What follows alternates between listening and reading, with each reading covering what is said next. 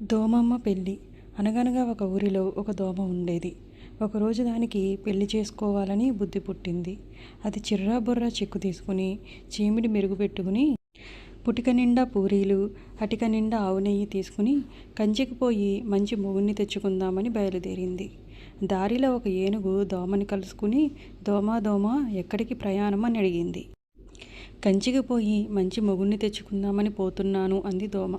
ఏం నన్ను పెళ్ళాడరాదా అంది ఏనుగు. చిచి, ఏనుగుకు ఎత్తు చెవులు, నేను చేసుకోను అంటూ దోమ ముందుకు సాగింది.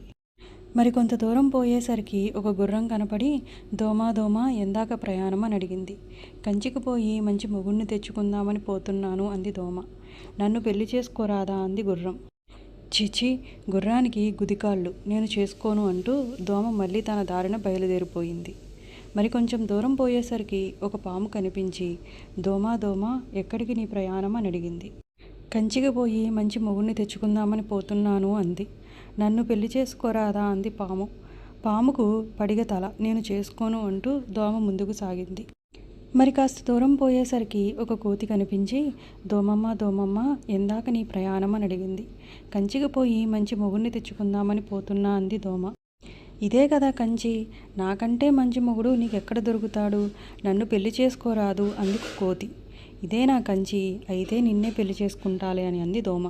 కోతి దోమని నెత్తిమీద ఎక్కించుకుని ఇంటికి వచ్చి దోమమ్మ తెచ్చిన పుట్టిక పూరీలు, అటిక ఆవు నెయ్యితో విందు చేసుకుని వైభవంగా పెళ్లి చేసుకుంది. కొన్ని రోజులు గడిచాయి. దోమమ్మకు ఒక కొడుకు పుట్టాడు. ఒక రోజున కొడుకును ఉయ్యాల తొట్లో పడుకోబెట్టి దోమ ఇలా పాట పాడింది.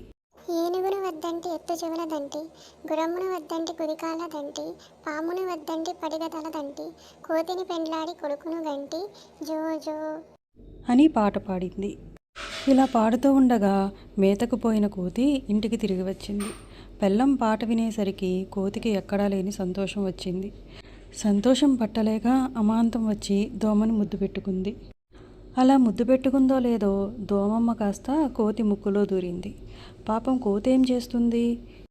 నీకు కాసుల దండ ఇస్తారా, కట్టె వంకీలు పెడతారా, ముక్కు పోగు కుట్టిస్తారా అని ఎంతో బ్రతిమలాడింది. కానీ దోమమ్మ బయటికి రాలేదు. కోతికి కోపం వచ్చి ముక్కు నలుపుకునేసరికి దోమమ్మ కాస్త నలిగి చచ్చిపోయింది. దాంతో కోతికి తుమ్ము వచ్చి హాచ్ అని తుమ్మింది. ఆ తుమ్ముతో చచ్చిన దోమమ్మ కోతి ముక్కులో నుంచి కింద పడింది. పాపం కోతి చేసేది లేక కళ్ళ నీళ్లు పెట్టుకుంది.